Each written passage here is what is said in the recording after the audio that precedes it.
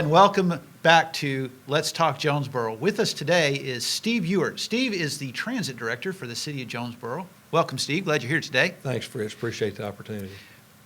The transit system in Jonesboro is called JET. So in 25 words or less, tell us what is JET? JET's a public transit system that is funded by FTA to serve the citizens of Jonesboro. That's a pretty succinct definition and description of that. But now tell us exactly what JET does. What we do is provide fixed route and complimentary paratransit service for the city. And we have 5 fixed routes currently, and then we offer complimentary paratransit to anything within 3/4 of a mile of those fixed routes for people that have functional mobility issues. Okay, so what does paratransit stand for? It's paratransit, P-A-R-A, Yeah. transit. It is sort of the same concept as a paralegal. I mean, it's that prefix for para, which means a form of transit. Okay. It's a form of transit. So in the fixed routes, that's where we see the buses that are driving around, the multi-passenger buses, and you see people, we can see them driving. Have a fixed loop. They Right. travel loops around the city. And then the paratransit are for people that have functional mobility issues. It's Okay. not just that they can't walk. Okay. It may mean they have some conditional problem brought on by weather that makes their mobility challenged. Or maybe they can't walk as far to a bus stop or Could something be like sight, that. can Okay. be hearing, can be cognitive, can be a variety of ADA type descriptions on that. So we have to provide that within 3/4 of a mile of our fixed route. Well, we'll talk about paratransit in just a minute. Let's talk about fixed routes. Sure. You said there are 5 fixed 5 routes, fixed routes. and they cover pretty much the entire city? I think if you look at that 3/4 of a mile buffer, we cover over 60% of the city. There's certain parts of southwest Jonesboro that we don't cover. The demand's not there. We tried it a little bit earlier in our history, and it's just not there. I was going to ask you what determines where the routes go, where the buses go? Initially, back in 2008, we began to look at CBDG areas where pockets of low income were. Okay. People that we did our research with the census and realized that if you look at census data, 43% of the households in Jonesboro have 1 vehicle or less. Wow. So we Okay. begin to try to focus initially on those transportation needy areas of the city. That's what our service basically serves right now. We're Okay. beginning to expand that just a little bit into the hotel district. We're beginning to think about what we might do to be a more intensive service to the university. There are just some things you begin to think about. Connectivity to downtown. Right. We're planning to increase connectivity to downtown sometime in the next year or so. So those are kinds of things that you think about as far as fixed route. Right now, our 5 fixed routes serve North Jonesboro, West Jonesboro, the eastern part of Jonesboro going out to the new hospital and to the industrial park, south and south central Jonesboro going south down Caraway Road, back up Harrisburg Road and things like that. So that's the basic part of the city we serve right now. So if somebody wants to get to school or get to work or get to a doctor's office, they can ride JET and get there. Or to shop, or to connect with Greyhound, or a variety of other things that might come into the personal needs of an individual. Okay. Well, talk to us a little bit about the history of JET. JET has a history. Most folks probably wouldn't look at this, but it has a history going back now over 15 years. It was born back in the late 90s when President Clinton was pushing the welfare to work. And they had something called the Governor's Partnership. Basically, how do you get people that are on welfare, off welfare, and into the labor market? And what they discovered, there were two basic obstacles. One obstacle was child care, the other obstacle was transportation. Well, to solve that one obstacle, that transportation challenge, they decided to give vouchers for training for the first 6 weeks of employment. When the vouchers expired, that employee went away because they really hadn't solved the transportation issue. And I was fortunate then to be the director of adult education for the county, and I was involved in a lot of those discussions because it was workforce ed that I was basically tasked to at that time. And we began to study, how do other communities, roughly our size, a little larger, how do they solve this issue? And the common denominator was they have public transit. So we began to see how feasible would it be for Jonesboro to develop a public transit system. We studied that question from 2000, 2005. In 2005, the city council, then Mayor Doug Foreman, went on the venture. They took that leap and they said, we're going to have a public transit system. And by May of 2006, there was a JETS. JETS was born. And so here we now, we're into our 9th year of operating a public transit system for the city. So you have been involved in the JET since its very beginning. Well, there was a period that I wasn't involved. From late 2004 until 2008, I was away doing other things. I was working for the public schools for part of that time, then I was a administrative minister for a local congregation for a part of that time. But in 2008, when I decided to step aside from that position as administrative minister, then Mayor Foreman called and said, I need somebody to be the new director at JET. And I thought it might be a year or two, and now 2008, 2009, now we're at 2015. Yeah. And it's been a distinct honor to be able to be in this position. Well, you've seen a lot of growth over those years, haven't you? Absolutely. And we've had some tough times.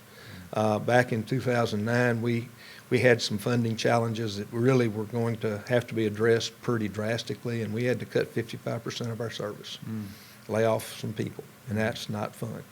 But we knew that there was going to be a growing demand, and we had to build this thing back sustainably. And we spent 2010, 2011, into 2012 trying to build that sustainable base. And we think now then we're there. We think we've done that. And from everything that we can learn from consultants that we speak with, there's every reason to think that JET is going to really begin to grow, especially among the millennial group, the young middle class folks that have college degrees that don't want a car, that may have student debt issues that really need to be addressed, that don't give them the capital to buy a car. So we think that we're going to see some changing of our ridership in that respect as far as that demographic. Well, you've already seen a lot of growth in ridership over the last 24 months, haven't you? Right. Right. In January of 2014, we had discussed with several other transit directors in other states about how do you meet the challenge of ridership, and they talked to us about a hubbing system. We had a friend in Fort Smith, the director of the Fort Smith Transit System, Ken Savage, who we spoke to quite frequently, and he talked to us about what they had done. And they built a central transfer station. And he said when we did that, the suits began to ride their Fort Smith Transit System. They began to expand their ridership tremendously. So we looked at that, and in January of 2014, we jumped into a central transfer concept without a central transfer station.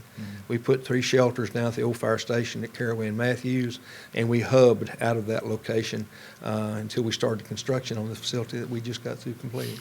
So we've been in the central transfer concept operation since January of 2014. Now, what did that do to your ridership? It made it jump tremendously because it was a more efficient system.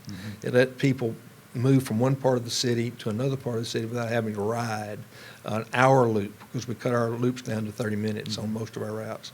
And it gave people much greater flexibility. And we thought that would last. We thought that would really be something we could ride into at least 2016 before we saw a big jump. And boy, this summer we got lambasted. We had numbers in May, June, July this year that we thought we'd have in May, June, July of 2016. So Wow. our ridership grew that dramatically. And again, brings its own set of challenges, because now then we have to find a way to accommodate an even greater number of people. And, the joys of growth. So when you have a hub route strategy for your fixed routes, does that mean that every route, the bus on every route has at least one stop on that loop that's at the hub? Yes. So if I'm on one route, I can catch the bus on one route, and I can go to the hub and then catch a bus that goes to any of the other routes? That's right, exactly. Some stops, a few, I think there's probably 10 stops serve multiple routes. But most of the connectivity between our routes are done at the central transfer station. You go to a city like Madison, Wisconsin, that's the way they operate. You go to a city like Fort Smith, or a city like Columbia, Missouri, that's the way they operate. Now, as those cities grew, as their transit systems grew, they found out they had to have tertiary. Other hubs? So they had to one of those loops had to meet a loop that just ran out here. Yeah. Because you can only get so far away from the hub Mhm. and be timely. So again, we know that challenge will be out there at some point when North Jonesboro develops and you begin to see some growth in that area. We've gone about as far north as we can go and stay connected to our hub right now. So, that's for another day and some other challenges. Well, I said a little bit ago, we talk about paratransit some more, and I want to talk about that just a little bit because I think that while most people understand that a fixed route is you go to a bus stop, wherever that sign says, hey, here's a bus stop, and within a certain fairly short period of time, there will be a bus that comes by there and you can get on the bus Right. and go. But Right. paratransit works just a little differently, doesn't it? Why don't you Right. explain to us how paratransit works? Well, a person has to register with us to be a paratransit client. And in that registration process, they have to document that they have a functional ability challenge, and that needs to be met through paratransit. And once we register that individual, and that individual can call us the day before they want to go to that trip, and we have to give them a schedule for that day that they request. We have a very narrow window. If you call and say you want a 10 o'clock pickup, we have between 9 and 11 o'clock. Okay. So we have to serve we have a 9 to 11 o'clock window. And then when we agree to that particular pickup time, when we arrive, you have to be ready for us. But the bottom line is we have to be there within a 5-minute or 15-minute window. Okay. So, and FTA is real strict. If we don't meet those requirements, we have to report ourselves. So again, the ADA is very strict on the expectation that is placed on transit systems as far as dependability. So it's not really a taxi service. No, but it is door to door. So it's door to door, but you have to schedule it in advance. Schedule it in advance, and you have to schedule a day in advance. Okay. We do allow some percentage. We can't do a percentage above a certain number of people that actually contract that same pickup time on those days into the future. We can't contract too many of them because we can't restrict ourselves from being available for Right. those next day calls. Even on a holiday. Let's say that there's a holiday on Monday or tomorrow, Wednesday. Our office is closed. But we have to have somebody taking those reservations on that holiday. Okay. Because Thursday, we're actually going to be running routes again. Right. Or running a paratransit route again. So, we have to provide that service within a day of that request. It's a pretty major challenge. We have 4 vans that do that right now. I was going to ask you about the different vehicles. The paratransit vehicles are a little different than the Right. fixed We use route buses. We use vans that can hold up to 3 passengers and a wheelchair. Oh. And all of our vans are wheelchair equipped. All of our buses are wheelchair equipped. And what we have to do is meet that particular demand. 10 o'clock in the morning is a very popular time for people that want to be places. But we only have 4 people there at 10 o'clock in the morning. So we have to be very, very, very skilled at finding ways to meet that demand. We have great software. We bought a very, very good software package a couple of years ago that helped us schedule our paratransit trips very tightly. And, like back in the late winter, early spring, we had 75 trips a day That's on 4 tremendous. vehicles. That's And a as lot of activity. as people can see, I'm not the youngest guy around, and the boomer population is growing. And as our boomer population ages, then we're going to have a real challenge meeting the needs for people that are functionally immobile. Now, do you have a high degree of cooperation with other transit services in Jonesboro? I know there are other private companies like taxi cabs and things like that, but I think there are also other transit systems that work through senior services and other social services. Do you cooperate Right. closely with those organizations? What we are mandated to do is to work with any agency that's federally funded. And there's some local agencies that receive funding that are for the aged or for the seriously handicapped. We cooperate with them basically in helping them repair their vehicles and things like that. We don't really cooperate with them so much in passenger sharing because many times that's not appropriate for whatever reason. There are 2 5311 or rural funded public transit agencies in our region.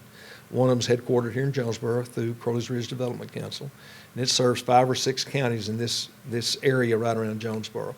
What FTA doesn't allow is they don't allow for federally funded rural and federally funded urban to operate in the same area at the same time.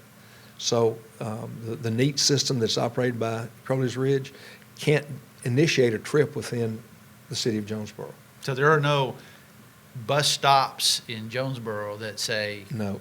NEAT. No, they are rurally funded, so they are to pick up in rural Craighead County and those contiguous counties. There's also a rural agency up in Pocahontas, operated by Black River Area Development, and they're licensed to operate in Clay, Lawrence, and Randolph counties. And again, they can't initiate a trip in Craighead, but they can bring people to the city of Jonesboro. They just can't initiate a trip within the city of Jonesboro. And I imagine you've had some conversations with the people that operate those systems Sure. about utilizing the regional transfer center. that Right, we have and now. again, like Brad was in existence before there was a JETS. Mhm. So again, there has to be a passage of time for them to begin to work through the process of beginning to bring people to share or to actually use the JETS system. Again, that'll take place over time. But yes, we've had definite communication with the folks at CRDC, with NEAT. Their new administrator understands exactly what we're trying to accomplish, and he seems to really robustly support exactly what this mission is for us to help people have better mobility. They can bring people to us at the transfer center. We can distribute them around our fixed route system, bring them back, or we can have a person come to us and be picked up, let's say in North Jonesboro, that needs to go to, let's say, Wynn. And we can share that passenger with NEAT so they can take them on to Wynn. I think they serve Cross County. So it's a pretty, we're trying to improve regional mobility as well as mobility within the city of Jonesboro. We're trying to do all we can to help people that want to come to Jonesboro be able to do so and get around our city, or help people that live in Jonesboro be able to get into the environs outside of our city with the least amount of hassle. So I know back in the day, JETS was an acronym for something. What was that? Jonesboro Economical Transportation System. Okay, A lot of people think it's transit system, it's transportation system. But just recently, we're not seeing JETS anymore. We see it on the sides of buildings and on the bus as JET. Tell us a little bit about what happened with that change. We've seen a little different. There's a different look and there's a different name now. What's behind that? Right. We were encouraged back in 2011, 2012 to think seriously about how we would grow ourselves in the future.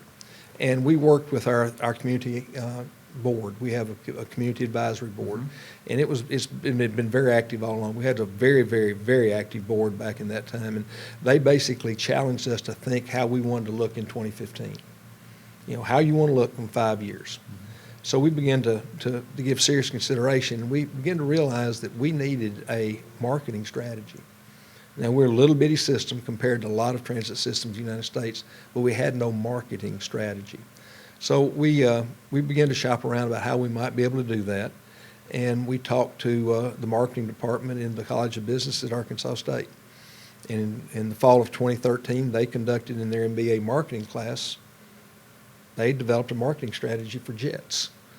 And it was pretty forward-thinking. It was very forward-thinking. But one of the things that intrigued me was the chapters in their study that basically addressed the fact that we weren't presenting ourselves effectively to basically, let's say, college students. To the younger To the millennial, riders. no, we weren't doing a good job. And I jokingly say we weren't being sexy. We didn't look attractive to them. Sure. We didn't know that we didn't look attractive to them, and we began to realize that was a reality. So we looked at that study that we got in the end of 2013, and we began to try to figure out, okay, how do we do this? Because we're still a relatively small system. Most cities the size of Jonesboro have public transit systems that have 8 to 10 routes. We have 5. So we're still in our infancy as far as that's concerned. But as we began to look around, we had the good fortune to begin to work with you this year. And what that did was that began to give us some expertise that could help us tease out exactly what those nuanced things are in rebranding yourself to make yourself more visible to a segment of the community that just really didn't know you were around. It's not because they didn't care, not because they didn't have needs. It's because you really hadn't presented yourself in a way that made you visible to them. Mm-hmm. And we think we've done that now. We're not going to walk away from the clientele that we've had over the last 9 years at all. There's nothing to worry about that. But at the same time, we are going to try to expand our reach into different segments of the community. So it's not instead of, it's in addition to. It's in addition to. There's no way to solve the long-term transportation needs of this city by just building streets and highways. Right. You've got to provide alternatives, and public transit has proved to be in many, many communities throughout the United States a very, very, very important alternative. And we want to make sure we do that well. So as JEG grows, and as part of that growth, you established a hub routing system for the fixed routes, which also redefined some of the operational strategies. And then just recently, you were able to open a facility, again, at Caraway and Matthews at that intersection that you talked about just a few minutes ago. That is the first dedicated facility for public transit in the city of Jonesboro. It's the Regional Transfer Center. Tell us a little bit about how that came about and why there and why now. It's a game changer, we believe. What we did when we began to explore that concept of a hub, or that concept of using this hub process, we got in the car and we drove around and we looked at where could we do this. And you look at a map, the corner of Caraway and Matthews is now geographically in the center of our city. Some of us old folks, when we got here back in the 60s, that was way out in the east boondocks from downtown Jonesboro. But now then it's geographically right in the center of the city. And think about what it's proximate to. Arkansas State University. It's at one of the terminus of the medical mile. It's 3/4 of a mile from US 49. It's a mile down Caraway Road to get to what will be I-555. It's a mile from the airport. I mean, there's just so many things that it's so close to that we looked at that piece of property that the city that just had its old fire station sitting on it, and we thought, let's go to the mayor and see what he thinks. So we presented him the possibilities of that particular piece of real estate. And again, he could have sold that and made a pretty good sum for the city of Jonesboro. That would have been spent within a couple of months, if not a couple of years. But what we've done is been able to use that value of the land, because that land appraised for almost $500,000. We use the value of that land to leverage in our grant almost $1.75 million, with which we could build connectivity through sidewalks along Caraway Road, as well as that transfer center. And now then, for a long time to come, that geography is going to still be operating, and it's going to be right in the center of our city. And gee whiz, one of these days, if they start passenger rail again, we're also right next to 2 railroad tracks that go from the southeast. One goes from the southeast part of the United States to Omaha, Nebraska. The other goes from Chicago down to the Gulf Coast. So we've given ourselves some degree of opportunity over the years to really have more than just a public transit connect. It's just more than just people moving through the city of Jonesboro. Think about it. One of these days, if we begin to see executive air travel expand like Air Choice One does in our city right now, we're 5 minutes away from the airport. If a train's not blocking the tracks, we're 5 minutes away from the airport. We can bring someone into our city that may need to go to Pocahontas, or may need to go to Forest City, or may need to go somewhere in our region, and they can have that connectivity. They can get on a Greyhound. We can have that connectivity so they can get to a Greyhound bus and go someplace else in East Arkansas. So the idea of the Regional Transfer Center isn't just to service the jet fixed routes. It's also to service anybody that's coming in or going out that needs to interact with the jet system. Right. It's designed to serve people and their transportation needs. Public transit's a piece of it, but it's not necessarily all of it. So if I'm riding a bicycle, if I'm just walking in, I can walk down the sidewalk and catch a bus there. And you can put your bike on the jet bus. We've got bike racks on all of our fixed route buses. Again, everything we read about what's going to happen over the next 10 to 20 years talks about opportunity, different options in transportation. It's not just me getting in my car and going somewhere. You're not going to solve a lot of our connectivity problems by doing that much longer. And that's not really that sustainable if you think about a lot of funding issues that we see today. So what we're trying to do is make sure that we're providing opportunity and options for people to have choices that they can make over the course of the next 2 to 3 decades. So if Steve Ewart could have anything he wanted in the next 5 years for Jet, what would it be? Blank check. No, I mean, again, it's all about, we grow and we can do so much more for so many more people if we have some more funding. The federal government is being fairly generous to us in the grant that we receive. But again, it's building the local base of funding that we need so that we can provide a much more intensive, robust service for our people. It's not a field of dreams per se. It's not like you build it and they will come, but they can't come if you don't build it. And that's what we know we have to do. We've got a great staff. We need some more part-time drivers. If anybody has a CDL, we take applications. But the bottom line is we've got a staff that knows how to do it. We just need the wherewithal to do it with. And that's what Steve would like. Well, thank you very much for being on the show today, Steve. We really appreciate everything that you do for Jet and for the city of Jonesboro. And we hope that in the next 5 to 10 years that Jet becomes everything that you have dreamed it can be and what you and your staff are working towards. And thank you for joining us for this edition of Let's Talk Jonesboro. See you again soon.